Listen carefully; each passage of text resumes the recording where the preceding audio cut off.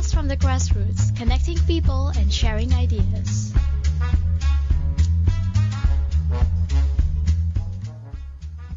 Hey, we are back again. This is Arlene. And this is Grace. And with us is Yasmin Rasyid. Hi, good morning again, Good ladies. morning. We have another guest. His name is Faisal, but he will be joining us. Fadzil. Yeah, Fadzil. Fadzil, sorry. He will be joining us in a bit.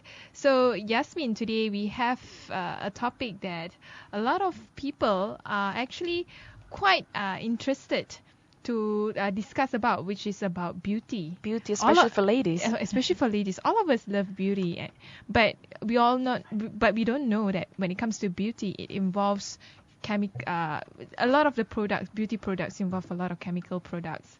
And this chemical might be harmful to our skin, to our own well-being.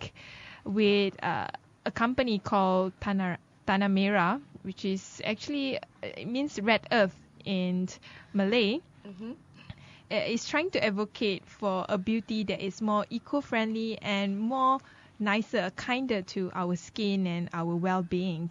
So we have here Yasmin Rasyid and also Fadzil. Fadzil.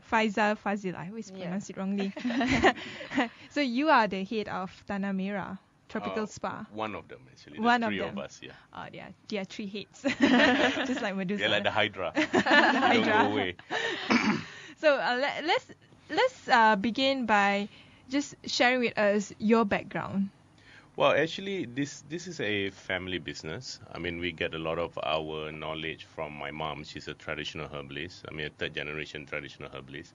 And what me and my siblings did is that we just took all this really traditional knowledge and then we modernize it. But what we realize is that when we want to modernize things is that a lot of the whole principle of natural product, traditional medicine people have forgo it because they have had a lot of chemical, preservative. Like if, for example, if, the whole idea of a pickle generally is a preservative, but now they add sodium benzoate in the pickle. So you have a pickle that is naturally preservative. Now they add more preservative inside it to make it last longer. And sodium benzoate is very, very dangerous in a large consumption. I mean, even to me, even small consumption. So it doesn't make sense. So that is what we have been doing with Tanamera for the past, I think, 10 years. Yeah. And Yasmin Rasyid, how do you get to know Tanamera and somehow get Ecoknights and Tanamera to collaborate together for the film festival? We've met many years back. I can't remember, actually. Yeah. I can't remember how we met. Okay. But it was, I guess, by the cosmic powers somehow. And I think Tanamera was also exploring to work with an NGO partner then to look at as a CSR partnership. And then from then onwards, I think what happened was a lot of the activities that we had, we made sure we had Tanamera on board. And because also we believe a lot in what the philosophy of Tanamera is. And what's beautiful about it is also 100% Malaysian. Proudly so. Yeah, Malaysian so it's made. all locally produced. Locally produced. So in terms of a success story of a local brand that champions, healthier products for women as well, and we felt that this partnership was very synergized for us to work together. And when it comes to beauty, do you think Malaysians in general are conscious about their beauty? I think too conscious but not aware. That is the problem, I mean, the beauty market is basically one market that have never gone down worldwide. No matter how rich or how poor a country is, everybody want to be beautiful. And of course, I'm not talking only about ladies, men too. As you realize, there's a lot more and more men product in the market, and even pets now. And also, Yes, true. It's not a pet. You're gonna have a pet range? Yes, soon. And also, there's a lot of industry right now grow because of beauty. For example, the slimming industry and spa and all that. So when people think about beauty, they don't necessarily think about whether the products are harmful to the skin or not. They just It's the result. Yeah, it's the result they just want to achieve. For example, in Asia, there's this craze of wanting whitening skin products. Do you think whitening products are harmful to the skin? No. Generally, I mean, being a very fair person myself, I can see. I really dislike the fact that I can't go under the sun because within 15-20 minutes my skin just get burned, you know. But this obsession with being white, I personally don't agree with it. Because I think if God want to make you dark, and then you are dark. But there are many ways on. If a person, if this, like what I always, because I give a lot of talks. So when a person is fair, the skin doesn't necessarily look good. You know, in the Malay we say tak ada nur, tak ada cahaya. You know, there's no glow. And a person can be dark and then become hitam manis, right? And it's beautiful. So this obsession. Yes, it does fuel the huge industry for whitening product. But unfortunately, the way, I mean, you can get A to Z, but there's many parts on how you can, you know, make your skin fairer. Unfortunately for the market is that patience is not really They always opt for this thing called bleaching, which I don't quite understand. Well, basically, one of the most common ingredient they use is this thing called hydroquinone. And hydroquinone, basically what it does, it bleach your melanin. And bear in mind, your melanin was created for a purpose, which is actually to protect yourself from the sun. It's a natural sunscreen. Yes, it is a natural sunscreen. And when a person is dark, they can last in the sun longer. You know, a bleached person like me can't last in the sun at all. So, but everybody want to be white. I mean, this is unfortunately post-colonial mentality that everybody have to look white. So the way that they use it, which is by the use of hydroquinone, it is extremely dangerous. It is banned in virtually every part of the world. It is banned in Malaysia for more than 20 over years. But of course, people don't really care. People just want to be white. That is a problem. But the ones they get, they started using all those whitening products, they get addicted to it, not only themselves, but also the skins. So once they stop using it, sometimes they get the side effect. No, actually, by using it itself, you will get a side effect. By going fairer and fairer. No, it's not that. Because what happened is that, okay, I give an example. I mean, there's a reason why most Asian in the tropical belt are darker. Because our sun is stronger. This is part of nature. But of course, over the years, intermarriage and all that make people generally fairer. I mean, I have Chinese blood. I have Thai blood. So that make me fairer a bit. And Thai are even more obsessed with fair skin. Oh, actually, everybody is. You know, the only people who are not obsessed with fair skin is like Californian, because everybody want to be dark in California. They want to be tan. Yeah, they want to be tan. You know, so because hydroquinone itself is once you start removing those melanin, and if you do not know how to protect yourself against the sun, so what you get hyperpigmentation, you get burn, and I've seen people who completely the skin become, the Malay word is lebam, you know, like really burn, really bruised, and it is really, really scary. And when I try to talk to them, I say, why are you using this product? Oh, it's working, that's why it's like this. The mentality itself is almost impossible to change. That's the problem. Painful beauty. So you for Tanamera, you created this line of products and also services where beauty is based on whether it's eco-friendly or it's planet-friendly. Why so? Why you think about creating those line of products? I think, well, maybe because of our background is one, and two is that maybe because we do travel a lot. From the business sense, we know this is a trend that is going to start going big. The trend that everybody will follow because people are becoming smarter. I mean, there's the internet, there's a lot more reading material, a lot more research, and the big companies are having less sway on the information that they release because of the power of the internet, and also because of our own personal conviction. Now, for example, some of the products that I created are basically from my nephew and nieces, because I've seen, you know, over the years of reading and all that, I've seen that there's so many dangerous chemicals. The tenet of Tanamera, there's three. There's one, you have to be eco-friendly. That's extremely important. Like for all our surfactant, like body wash, shampoo, and all that, we use no petroleum ingredient, no sodium lauryl sulfate. We only use plant surfactants. So that's why if you use I will not market Tanamera, sorry. If you use an eco-friendly product, one of the things that you realize, even if you've been bathing every day, you realize there's a bit of slime on the floor that you have to wash off. If you use an eco-friendly product, there won't be any slime because the water would just break it up. A petroleum ingredient will not break it up, so you have to remove that slime. And those stuff goes into the water system. So you have to be aware. Then, of course, we don't use it on... you have to be human-friendly. Every ingredient have to be safe. There's nothing dangerous about it. And I'm not talking about immediate safe, but long-term. And the third one, of course, is animal-friendly. We don't test on animal. We test on nephew and nieces and friends. Oh, my God. No, it's true. Yeah.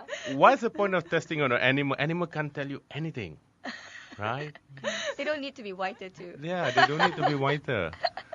But one thing I'm quite curious, like, are you creating this line of product because you gain inspiration with companies, global companies that have made it, like the Body Shop? Not the Body Shop, but there are companies that we admire. Of course, companies like Aesop, Living Nature, and all that. Real natural product companies. Body Shop have done a great job with creating awareness and all that. But when it comes to ingredient, there are other companies that we emulate, that we admire, we want to be like.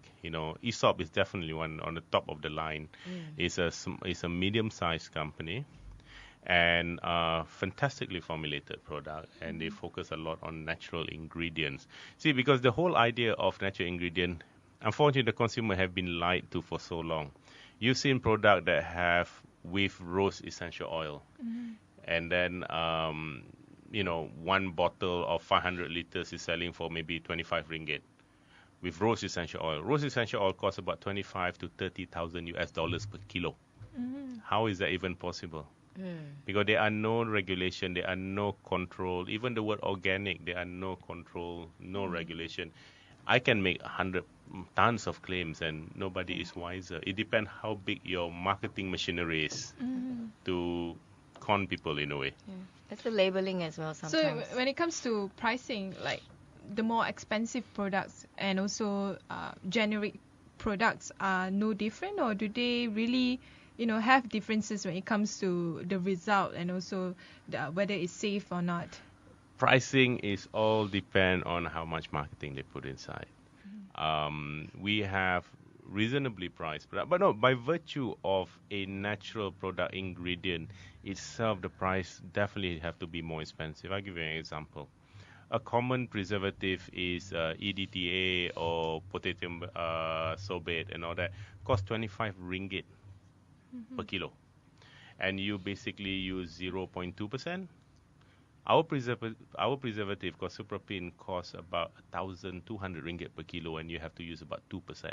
So the match itself, natural ingredients are much more expensive. But over the years, because of the consumer, and there's more awareness, and a lot of people do not even like to use the word, do want to even use parabens anymore. So there is a bigger demand for natural preservatives. So as consumers started demanding it, the volume started, industry start using it, the volume started going up, and the price usually goes down a bit. So the market of scale would definitely yes. price down those more eco-friendly products. I want to touch more about this talk called dangerous beauty. Okay. You shared with us earlier on about the danger of some of the chemical products, but about the talk, what can participants expect? Well, I always warn the participant is that, if you want to listen to my talk, you have to be prepared, because by the end of the talk, then you would not brush your teeth, use a shampoo or anything like that. You'll be very stinky. Of course, towards the end, I always say you can always use Tanamera, but there's a bit of marketing there. And I'm very fair. I use a lot of other example of good quality product. So basically, is the whole idea of the talk is actually to create awareness for people to take charge of their daily regime. It's not a lot of changes, honestly speaking.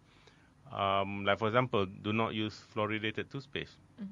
And people say, oh my God, then we've been taught that if we don't use fluoridated toothpaste, our teeth start falling off. I said, no, it won't. I haven't used fluoridated toothpaste for 25 years. What's the danger? It's toxic. Sodium All fluoride right. is toxic. It's toxic. There's no two ways about it. No matter how people try to say otherwise, sodium fluoride is toxic. I just put up a statement on my Facebook about saying that sodium fluoride causes more cancer than any other ingredient known to man. And but it is good for the enamel of the teeth. I'm not saying that it's not. Just don't swallow it. No, unfortunately, your mouth absorbs everything. The mucous membrane is in the mouth. But the problem with sodium fluoride is that it is good for the teeth, but it causes a lot of other harm. And people said, oh, but it's they use very, very little. How long have you been brushing your teeth? Not to mention the fluoride in the water as well. Are we still fluoridating water? Peninsula, yes, most of it is for fluoridize, if you can call that word. Fluoridize. And Sabah, I think there's a movement coming up because there are apparently many parts of Sabah don't have fluoride in the water, but they want to do it. So there are some people coming up right now. Is it the easier way to clean the water with fluoride? Well, I think maybe if you put the story back 25 years, maybe. The quality of the water. Yeah. But today, what's scary is as a consumer, you don't have an option to say whether you want a fluoride water or you don't want fluoride water. I think that's the fundamental aspects here. How can you choose not to have water? I read many years ago a WHO study that was done on countries that have fluoridated their water and no country that have not fluoridated their water, and the percentage of plaque difference is almost negligible. Yeah. So it is really on the diet. Is in question right now. Yeah, because what they did is that they start identifying more European, Western countries and all that, where the food and the diet, the hygiene is so much better compared to third world country. Of course, it is. You're talking about that's not fair. But when they start doing a more in-depth research, I wish I can find that paper again that I read. Yeah. It shows that there's almost no difference at all. And but what's interesting enough is that countries that do fluoridate their water, then there was a higher percentage of childhood leukemia or things like that. Yeah. So you start to wonder. I'm not saying, I can't dare to say that online, but these are statistics. Yeah. Another point that I want to highlight is about the green vibes. So it would be also under the Tanamera initiative. Tanamera has we're very proud to have Tanamera on board because they've decided to actually also reach out to the younger generation with music. And they will be hosting the Green Vibe session of the Kuala Lumpur Eco Film Fest. So at the festival, obviously there would not be a festival without the musical performances as well. And we've partnered with the Bee and Tanamera, and we've got a lineup of performers that will be singing there. And I believe we're having lots of activities over there. If you come by to the Green Vibes and you bring items that you can donate, like clothes at the Bee, and any donors can redeem some really nice, awesome goodies from Tanamera. Yep. So we're doing a lot of engagement. This is our third year, right? Yeah. Our third year, yeah. It's always fun. The Green Vibes will be on Sunday, 19th of October, 3 to 9 p.m. Right. And at the Bee Publica. While the talk itself, when it would be? The Dangerous Beauty Talk. The Dangerous Beauty Talk will be on 18th October. It's a Saturday from 4 to 5:30 at Blackbridge Publica. It's the same place we did it last year. And if you can pre-register via the Tanamera Tropical Spa Facebook group, and you actually qualify for some exclusive Tanamera tokens. Seats are quite limited. Yeah, at the this is quite a small area. Actually. Yeah, so whoever gets registered to register first will probably be walking home with some awesome goodies. How can they get more information about this, about Tanamera, and also about the Green Vibes and the talk itself? Well, for for the Tanamera talk, as well as all the promotions and awesome activities held by them, it would be, I guess, going to our Facebook page, Kuala Lumpur Eco Film Festival. Tanamera also has its Facebook page, Tanamera Tropical Spa Products. Yes. And I think both Facebook pages would be carrying information about the talk. We're making it more exciting this year. We have some Twitter competition. We have some, I don't know, my nephew is planning some stuff. So, the thing is that one of the aspirations that we have is actually we just want to target the younger generation, not to sell the product. Of course, if they buy, alhamdulillah. But the thing is that to create the awareness about eco-friendly or the importance of preserving the environment by opting for more chemical-free products. More importantly is their safety. I remember when I was much younger, long time ago, that when somebody you don't look old, by the way. I'm not young, by the way. No, natural product makes a lot of difference. When I was younger, when we hear that somebody have cancer, it was like, wow, my God. Because these are the standard that I give when I give talk. I just ask how many people here knows immediate family or friends who have cancer. Almost 100% of the audience will put up their hand. WHO have estimated in 2020 there is going to be a cancer tsunami. This is a WHO 2020. In 2020. For our Wawasan 2020, we will have a cancer Everybody's tsunami. talking about 2020, good or bad, There's going to be a cancer tsunami where 240 million new cancer patients worldwide. Why is that? With all the advantage that we have with our life, especially the modern society, Exactly. One of how many Americans now suspect cancers carriers is cancers potential victims. So 240 million. It's an epidemic. It is an epidemic. It is an epidemic now. So some of the users of Tanamera are basically ex-cancer patients. Because, for example, the thing is that if you have cancer, you become a label reader. You started doing a lot of research to find out what is dangerous, what is not dangerous, and all that. Yeah, of course, if you really try to find whether officially it is dangerous, no, because most of this ingredient that we consider is dangerous is considered as grass, generally regarded as safe by the US FDA, and the whole world follow US FDA punya standard. So that's where the problem is. Paraben is considered as grass.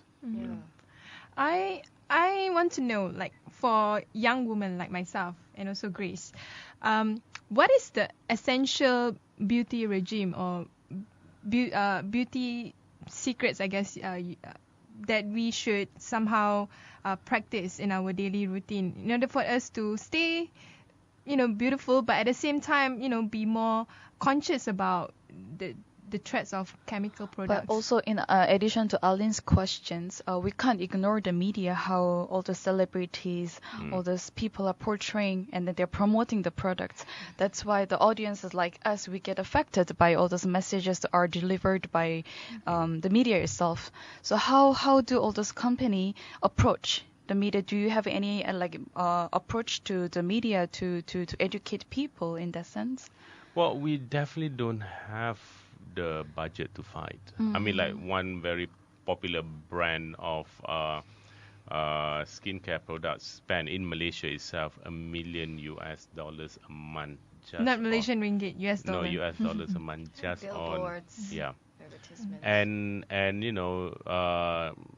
60-70% of the cost, well, not 60, maybe 40% of the cost of the product might even be just on advertisement. You're paying for the advertisement and all that. So the only way for people to be free from the shackle of advertisement is actually, the influence of advertisement is actually to be more aware. They have to be label readers. And I challenge people, say, by all means, do not believe everything that I say. Do your own reading. There are amazing books out there that you can read. Online is take everything with a handful of salt. I'm not even a pain. So you will encourage more people to find more sources, to find mobile. Of course. I mean, I might be lying just to sell Tanamera. you know. By all means, challenge me. People complain, say, how come you have so many little ingredient on all your packaging? We can't even read it. I said, the point is that we want to be transparent. Every single ingredient that we put is on our label. Right. You know, we don't just put like just put like, oil of damask rose, and that's it. It might be 0.001%. What happened to 99.999%? Could be just petroleum oil. Exactly. So we are transparent. We put everything there. You have to use a magnifying glass to look at it, but it is there. The information is all there. Online, all our ingredients, everything is there. Transparency is something. Sorry, back to your question. Okay. The only thing that usually when I tell people, if there's one thing that you get out after listening to my talk, is actually to use non-fluoridated toothpaste. That's one. Two, I think for any beauty regime, you always start with cleansing. Use a gentle cleanser. That's very, very important. Because when you start using very strong cleansers for the face and all that, you would start you have to top it up. You have to add more oil on your skin and all this other stuff. I'll give you one if you just want to have only one thing that you want to use for the rest of your life, only one thing, use virgin coconut oil. Oh, yes. I heard That's a lot amazing. about coconut On your oil. face? On the face. And the hair? Huh? The hair, the face, drink. I just took like 2 tablespoons every morning. It's fantastic. It gives you a lot of energy. It helps you to burn fat. Can you be used for the hair, can be used for the face. It is a fantastic makeup remover. That's great. Yeah. Unfortunately, we are at the end of our show now. One last question before we end is, in conjunction with Malaysia Day, which is tomorrow, we want to know, what is your ideal Malaysia and what kind of message you want to send to our fellow Malaysians? My ideal Malaysian is a mamak. A mamak. You know mamak? Because basically, it is one institution that you can drive a BMW, you can drive a Porsche, you can drive a Kancil, you can still go and eat. You are Malay, Chinese, Indian, Serani, white, you still go and eat. And nobody even look at it twice. That is my ideal version of Malaysia, a mamak restaurant. It's interesting. And what about you? I don't know how I can top what he said. Because I went to a quick reflexology, and there was a football match 2 nights ago. And you're right, I saw a wide range of cars and a wide range of people, but at the end of the day, because of that semangat, that spirit for football, there's no barriers. Yeah. For me, I think my ideal Malaysia, did you say, is to be one that is more seeking of knowledge. I think today this generation of Malaysians are a big group of people who get spoon-fed by information here and there. So I think we and need some to are just blindly follow the majority. Yeah, we fail to question sometimes, these things. And I hope if we can just have an alternative or seek for a different perspective, I think it will make our own mindset a little bit more global. Yeah. With that, thank you very much. Thank you so much.